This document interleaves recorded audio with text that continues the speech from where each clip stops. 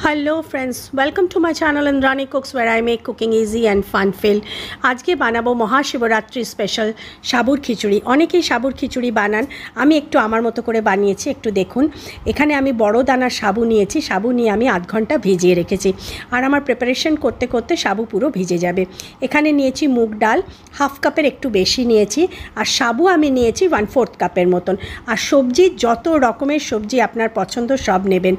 आमी आलू, फुलकपि, কুমড়ো, গাজর এই সমস্ত নিয়েছি, আপনাদের দেখাবো। আর মশলার মধ্যে নিয়েছি হলুদ, লঙ্কা, জিরের গুঁড়ো, একটু আদা গ্রেট করে নিয়েছি, কয়েকটা কাঁচা লঙ্কা নিয়েছি আর নিয়েছি সর্ষের তেল এটা করার জন্য। এছাড়া ফোড়ন যা লাগবে আমি আপনাদের সময় মতন দেখাতে থাকবো।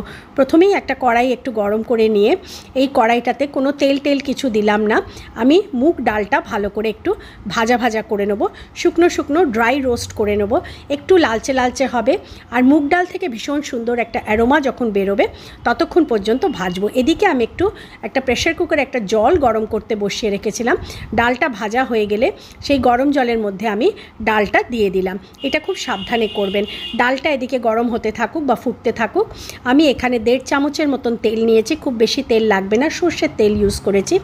এখানে আমি একে একে সব সবজিগুলো দিয়ে ভাজবো। প্রথমে দিলাম ফুলকপি, তারপর দেব কুমড়ো, তারপর দেব কয়েকটা মূলো, দেব আলু, দেব কয়েকটা বিনস, গাজর। আর আমি দুটো সবজি তুলে রেখেছি, সেটা হচ্ছে ঝিঙে আর শিম, কারণ এগুলো একটু নরম সবজি, এগুলো আমি একটু পরে দেবো। আগে এই সবজিগুলোকে ভালো করে আমি ভেজে নেব। ভেজে নিয়ে তারপর এর মধ্যে আমি যখন এটা বেশ ভাজা ভাজা মতন হয়ে যাবে, একটু লালচে লালচে রং হয়ে যাবে, তখন এর মধ্যে শিম আর ঝিঙেটা দিয়ে দিলাম। এটাকেও আমি এর সবজির সঙ্গে একটু মিশিয়ে ভালো করে ভেজে নেব। ভাজা হয়ে গেলে এবার এর মধ্যে একটু একটু করে মশলাগুলো দিতে থাকবো। প্রথমে দিয়ে দিলাম গ্রেট করা আদা, সামান্য হাফ চামচের মতন দিলেই হবে, খুব বেশি কিছুই লাগবে না এটাতে। আর দিয়ে দেব হলুদ, লঙ্কার গুঁড়ো আপনারা আপনাদের স্বাদ মতন দেবেন। আর দিয়েছি হাফ চামচ জিরের গুঁড়ো, আন্দাজ মতো নুন দেবেন। আমি এটাতে মিষ্টি দিইনি, আপনারা যদি চান তাহলে একটু গুড় বা একটু চিনি অ্যাড করতে পারেন, আমি মিষ্টিটা অ্যাভয়েড করেছি।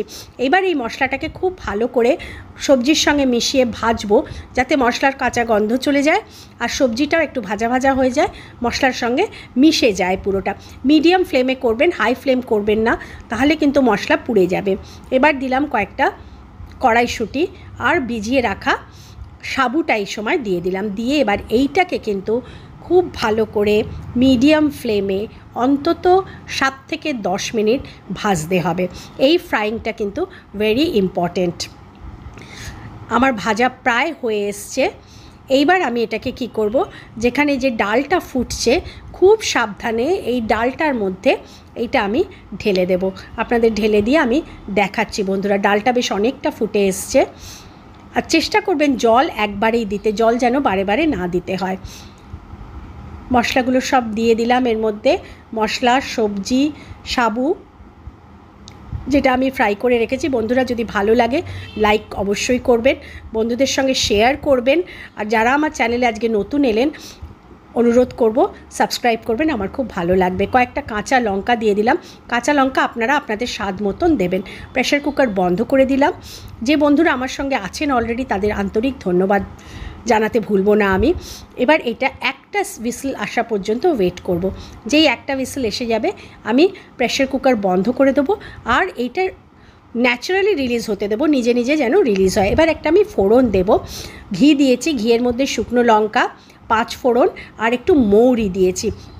দিয়ে ফোড়নটার যখন সুন্দর স্মেল আসবে ততক্ষণ পর্যন্ত এটাকে মিডিয়াম ফ্লেমে ভাজবো। আবার ভাজা হয়ে গেলে এবার আমি প্রেসার কুকার খুলবো। প্রেসার কুকার কিন্তু নিজে নিজে প্রেসার স্টিম রিলিজ করেছে, তারপরেই আমি খুলেছি।